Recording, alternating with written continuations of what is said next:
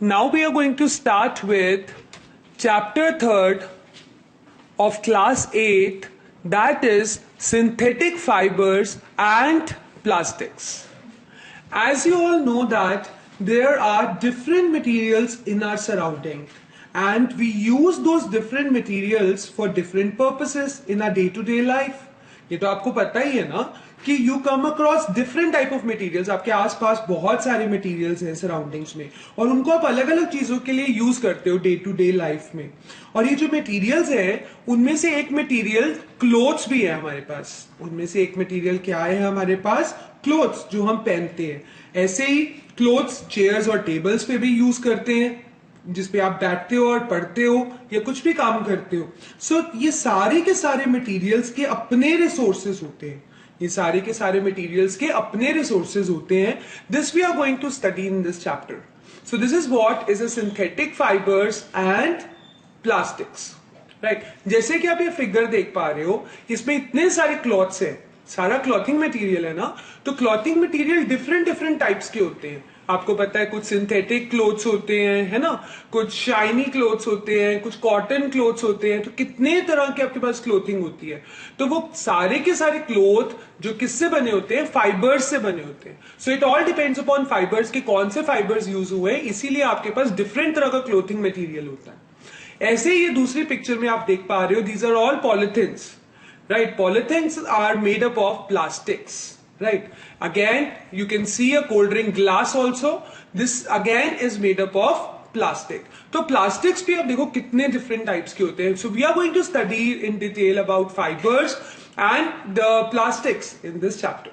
तो बहुत ही interesting chapter होने वाला है ये. तो इसलिए बहुत ध्यान से इसको पढ़िए क्योंकि these are all common things which you use in your daily life. So the topics to be covered in this chapter is introduction of fibers, kind of synthetic fibers, rayon, nylon, these are all fibers, polyester, acrylic, plastic, its types, and also advantages and disadvantages of plastics. So this we are going to cover in this chapter. So see, there are different materials in our surroundings as I told you. आपके आसपास different तरह के materials हैं, है ना, और इन सारे materials को आप different purposes के लिए use करते हो. For example, ये क्या है? These are all chairs. Chairs आप use करते हो for sitting, right? This is what is a table. You use it for different purpose, पढ़ने के लिए, खाना खाने के लिए, कुछ रखने के लिए, right? ऐसे ही these all are clothes. As you can see that different types of tops, shirts and a kind of coat, blazers are hanged on this stand. तो ये सारा का सारा materials है which you are surrounded by and they are being used for different purposes. So as I told you, there are few examples like clothes you have seen, chairs, tables, lot of materials actually are present in your surroundings. अब ये जो सारी की सारी चीजें हैं ये किसी चीज से तो बनी है, तो सारी चीजों के अपने रिसोर्सेज हैं. All substances have their own resources. अब रिसोर्सेज का मतलब है जिससे वो बने हैं. What do you mean by resources? Resources mean जिससे आपको वो मटेरियल्स मिले. अब कुछ रिसोर्सेज आपके पास नेचुरल है, मतलब नेचर में मिलते हैं, and some resources are synthetic. Synthetic mean man made. Man made को आप आर्टिफिशियल रिसोर्सेज भी कह सकते हो, राइट. तो some resources are naturally occurring, that means natural, and some resources are synthetic, also called as man made और artificial. As you can see in the figure, ये क्या है आपके पास? Clothes, right. तो क्लोथ्स के जो रिसोर्सेज हैं अगेन कैन बी नेचुरल और can be synthetic, that is man made. Example, all clothing material what you wear or you spread on your bed, जैसे बेडशीट्स वगैरह का आप यूज करते हो ना बेड के ऊपर, यू जस्ट स्प्रेड इट. और ऐसे ही टॉवल्स, जैसे कि आप पिक्चर में देख पा रहे हो, use towels for different purposes. आप बेथिंग वगैरह के लिए यूज करते हो, अपना फेस वॉश करने के लिए यूज करते हो. So you use it for different purposes. So जितना भी क्लॉथिंग मटेरियल है, whether I am talking about bedsheets, right, और I am talking about curtains, or I'm talking about suits, shirts, जो भी तरह का आपका क्लॉथिंग मटेरियल आता है, this all actually is made up of certain kind of thing. कोई भी चीज किसी एक बेसिक चीज से तो बनी है ना. तो जितना भी क्लॉथिंग मटेरियल है उसका बेसिक चीज क्या है, this is called as fibres. तो पहली बात तो क्लॉथिंग मटेरियल के लिए कॉमन टर्म का यूज करते हैं हम, that is fabric. So what do you mean by fabric? Fabric means all clothing material, whether it is towel, whether it is bed sheet, whether it is you can say anything that is a kind of cloth, you can say. This all clothing material falls under the category called fabric. And fabric is woven out of fibers. छोटे छोटे thread like structures को use करके fabric बनता है, and these thread like structures are called as fibres, right. अब fibres के भी different types हैं, जैसे कि आप समझ गए ना. Fibres means thread like structures which are woven, which are actually which forms the fabric, right. तो ये जो फाइबर्स हैं, these are of two types. कि ये हमें कहां से मिल रहे हैं, depending upon its origin, it is of two type. They can be natural fibers if they are naturally occurring. They can be synthetic if it is man-made. So we are going to discuss about these two fibers, that is natural fibers and the synthetic fibers, that what actually is the difference that exists between natural and synthetic fibers. Starting with natural fibers, as the name suggests, आपको समझ आ ही रहा होगा कि natural का मतलब nature में मिल रहे हैं as such. So natural fibers वो हैं जिनके जो रिसोर्सेज हैं वो कौन से हैं, नेचुरल. और natural resources like plants, animals etcetera. और एक और खास बात है इनकी, ये जो भी नेचुरल फाइबर्स है नेचर में तो मिलते हैं. दूसरी बात, they are in ready to use form. आप इसको बिल्कुल सीधा यूज कर सकते हो, और you can say no processing actually is required. और ऐसे ही कुछ नेचुरल फाइबर्स वेजिटेबल फाइबर्स भी होते हैं. वेजिटेबल फाइबर्स का मतलब है जो कि प्लांट के पार्ट से बनते हैं, राइट. तो नेचुरल फाइबर्स जो नेचुरल रिसोर्सेज हैं, plants and animals, natural fibres ही, जैसे कि example vegetable fibres is a सब कैटेगरी ऑफ नेचुरल फाइबर. तो वेजिटेबल फाइबर भी तो नेचुरल रिसोर्स से ही मिल रहा है ना, पर उसका रिसोर्स क्या है, प्लांट का part. For example as you can see, आपके पास कॉटन प्लांट्स होते हैं, है ना. You have cotton plants. तो इन कॉटन प्लांट्स से आपको रेडी टू यूज कॉटन मिल रही है, राइट. ऐसे ही आप देख रहे हो कि शीप की स्किन उतारी जा रही है, राइट. और इनकी ये जो वूल होता है, जो कवरिंग होती है, that is actually use in making the wool. तो ऐसे बहुत सारे नेचुरल फाइबर्स हैं जो कि नेचर में हम प्लांट्स और एनिमल से ऑब्टेन कर रहे हैं. और it includes protein fibres. Protein fibres जैसे वूल और सिल्क. आपको पता है कि this is what is a wool, ठीक है. इसको आप प्रोसेस करके ऐसे यार्न्स की फॉर्म में यूज करते हो, जिसको आप निट करके कुछ वुलन क्लोथ्स बना पाते हो. ऐसे ही दिस इज सिल्क. सिल्क तो आपको पता है, silk is known for its lustre and softness. जो सिल्क होती है उस बहुत शाइन करती है और बहुत सॉफ्ट और स्मूथ होती है, राइट. तो ये जो सिल्क है, it is obtained from a animal that is silk worm. That is silk worm. आप देखो दोनों का ही ओरिजिन नेचुरल है. यहां पे ये प्लांट से मिल रहा है और यहां से ये एनिमल से मिल रहा है. So that means these both are natural resources. ऐसे ही हमारे पास है cellulose fibres. Cellulose fibres like cotton and linen. अब जैसे कि आप देख पा रहे हो, दीज आर कॉटन प्लांट्स. तो कॉटन प्लांट से आपको कॉटन मिलती है, and that cotton is actually processed और used to make certain cotton fabrics. Like ये आप देख पा रहे हो फिगर में, these are bed sheets, and these all bed sheets are made up of cotton. और आपको पता है जो कॉटन की चीजें हैं, they are actually preferred in summers, क्योंकि ये आपको बहुत कूल वाली फीलिंग देते हैं, है ना. कॉटन के अंदर आपको गर्मी नहीं लगती है ज्यादा. So it is mostly use in the summer season. So there are certain people who are actually whose skin are actually sensitive, so they cannot wear synthetic clothes, and they actually prefer to wear cotton clothes, as cotton is a good you can say absorber of the sweat, and it just gives the cooling effect. So that is the reason it is used in the summers. Likewise we have linen. Linen से इस तरीके की आप देख पा रहे हो sheets बनती हैं. सो it is again obtain from the plant. तो देखो दोनों का ही ओरिजिन प्लांट से है ना, नेचुरल रिसोर्स से है. So again cellulose fibre is a natural resource, right. तो ऐसे ही आपके पास अलग एक तरह के फाइबर्स हैं, like we have mineral fibre. Mineral fiber, for example, asbestos. As you can see in the figure, this is the part which is used to obtain mineral fiber, that is asbestos, and it is actually processed. और आप देख पा रहे हो इससे आप mats वगैरह बना सकते हो. So these mats and all, they are actually obtained from the mineral fiber. Again, the resource is the natural resource, because again a plant or a plant part is being used, right? अब ऐसे ही हमारे पास synthetic fibers भी होते हैं. तो अभी तक जो आपने देखा, they were all natural fibers. उनका origin natural था, natural resources थे, plant और animal parts. So now we have synthetic fibers. जैसे कि मैंने आपको बताया कि synthetic fibers are man-made fibers. That means they are artificially prepared. किससे बनते हैं? इनके chemical resources होते हैं. Artificial means they have chemical resources. For example, you can see in the figure, these all are synthetic fibers and their resources are chemical resources. अब ये synthetic fibers दिखते कैसे हैं? They are continuous filament fibers. एक ही आप कह सकते हो continuous fiber होते हैं, filament होते हैं fibers के, जो continuous chain के अंदर align होते हैं, आप कह सकते हो, मतलब continuity होती है इनकी. और they actually consist of multiple units. जैसे कि आपको एक यूनिट, 2 यूनिट, 3, ऐसे बहुत सारे यूनिट आपस में ज्वाइन होते चले जाते हैं, and actually it forms a giant molecule. और वो जायंट मॉलिक्यूल को, सिंथेटिक फाइबर के मॉलिक्यूल को आप क्या बुलाते हो? पॉलीमर. पॉलीमर एक ऐसा होता है, पॉली मीन्स मेनी, मर means units. Means this giant molecule is actually made up of many small units which are actually joined together.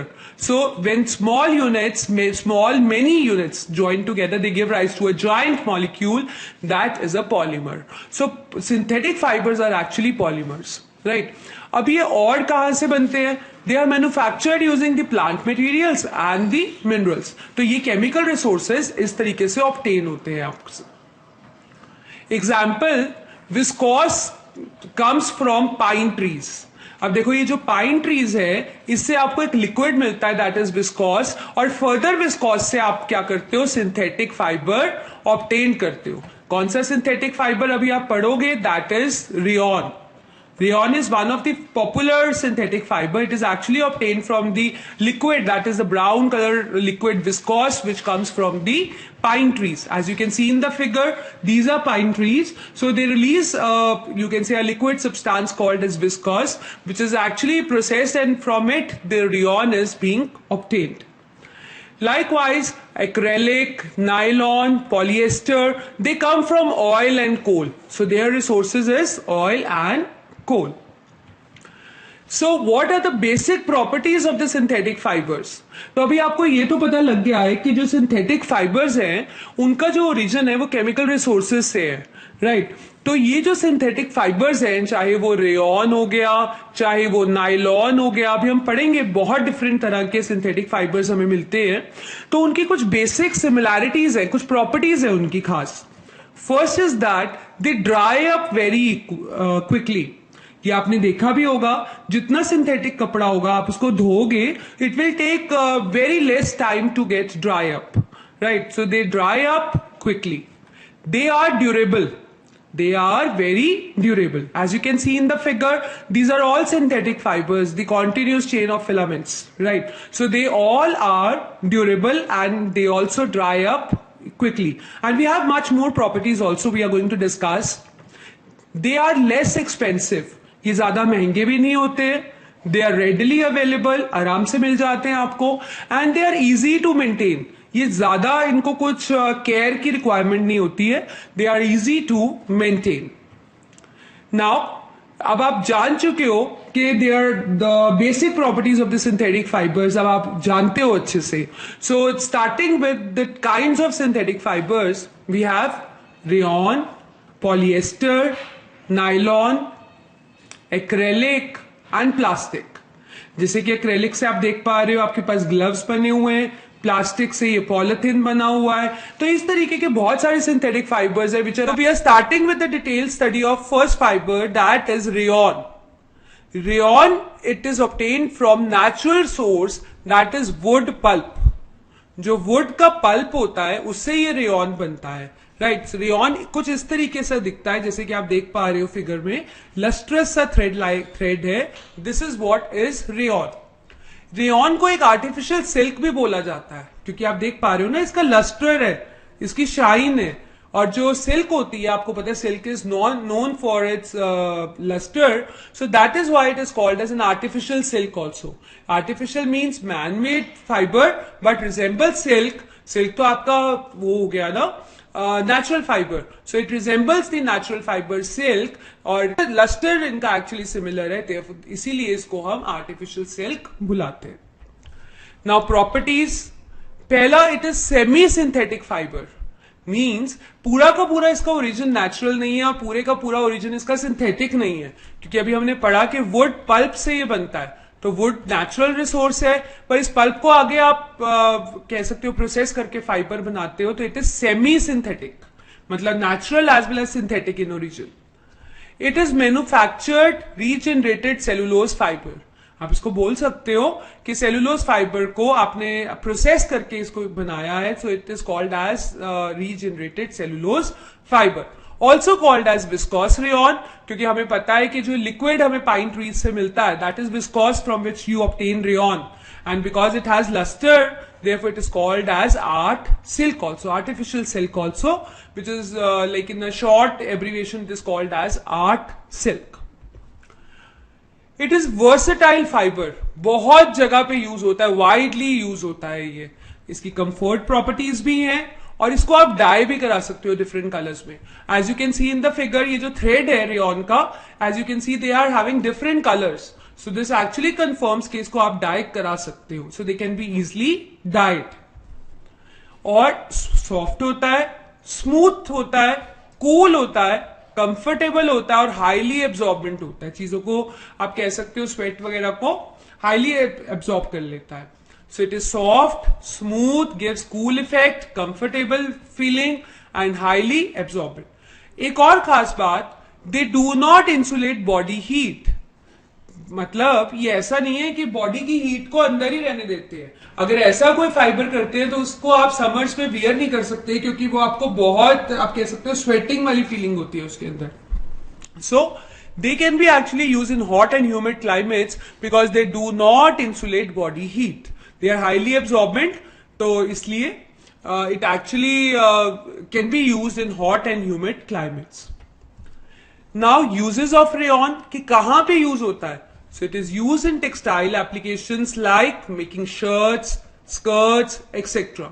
पर एक खास बात है, ये जो फैब्रिक है एक इसकी रेपुटेशन बहुत खराब हो चुकी है। क्यों? क्योंकि जितने भी चीप गारमेंट्स आपको मिलते हैं, बहुत सस्ते गारमेंट्स मिलते हैं, उसमें रेयॉन का मोस्टली यूज होता है और वो बहुत कम पैसों में मिल जाते हैं आपको। So this fabric has gained unfair reputation as it is constantly used in making the cheap garments which is actually sell at very low price. So एक तरह से आप कह सकते हो रेयॉन को आप कह सकते हो कि इतना अच्छा फाइबर है और कुछ आपने प्रॉपर्टीज भी इसकी देखी, but still it is actually gained an unfair reputation due to constantly being used in making the cheap garments which are sale at very very cheap prices. Otherwise, rayon is being used in making the skirts, is using in making the shirt. Right, तो इस तरीके की चीजें आप rayon से बना सकते. Let us start with another fibre, synthetic fibre, that is nylon. Nylon is made from coal, water and air. तो ये रिसोर्सेज हैं जो मिलके नायलॉन बना रहे हैं. Nylon is actually the first fully synthetic fibre which is made in 1931. जैसे कि अभी आपने रेयॉन के बारे में पढ़ा, रेयॉन इज सेमी सिंथेटिक, है ना, सेमी सिंथेटिक था ना, हमने अभी डिस्कस किया. But nylon is a fully synthetic fibre and it is actually made in 1931. और रिसोर्सेज का क्या यूज किया गया? कोल, जैसे कि आप फिगर में देख पा रहे हो, water and air. And nylon is mostly use in making the ropes and all.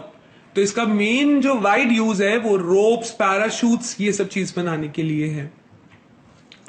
बहुत ही ज्यादा जगह पे मिलता है आपको और कुछ खास प्रॉपर्टी है कि लस्ट्रस शाइनी भी हो सकता है, थोड़ा बहुत लस्टर भी हो सकता है, और हो सकता है कि नायलॉन के अंदर बिल्कुल लस्टर नहीं हो. So actually it can be made lustrous, it can be you can have a material semi lustrous also, you can have non lustrous nylon also, but it is durable, it has high tenicity, that means कि इसकी जो strength है वो काफी अच्छी होती है, इसलिए ये durable होता है.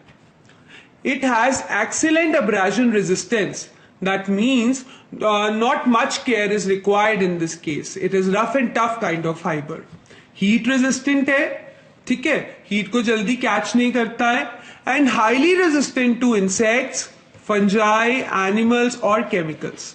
तो इंसेक्ट, फंजाई, एनिमल्स या केमिकल्स का अटैक भी इजिली नहीं हो पाता. So it is highly resistant to insects, fungi, animals and chemicals. और मैंने आपको बताया कि जैसे कि आप फिगर में देख पा रहे हो, रोप्स है, they are made up of nylon, as you can see in the figure.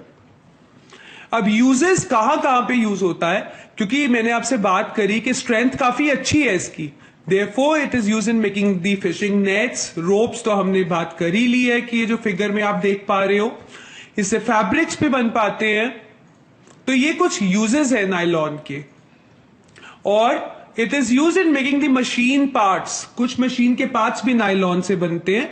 और एक बहुत इंपॉर्टेंट यूज है कि often it is blended with wool, wool के साथ इसको मिक्स किया जाता है नायलॉन को, ताकि वूल की स्ट्रेंथ अच्छी हो जाए, क्योंकि नायलॉन की अच्छी स्ट्रेंथ है, हाई स्ट्रेंथ फाइबर है. So therefore it is often blended with wool to increase the strength. Figure में आप देख पा रहे हो रोप्स, तो आपको याद रहेगा ना कि नायलॉन रोप्स बनाने के लिए भी यूज होता है. Other materials which can be made from nylon, we can have fishing nets, we can make parachutes out of it, we have nylon bags also. So these kind of materials can be made out of nylon.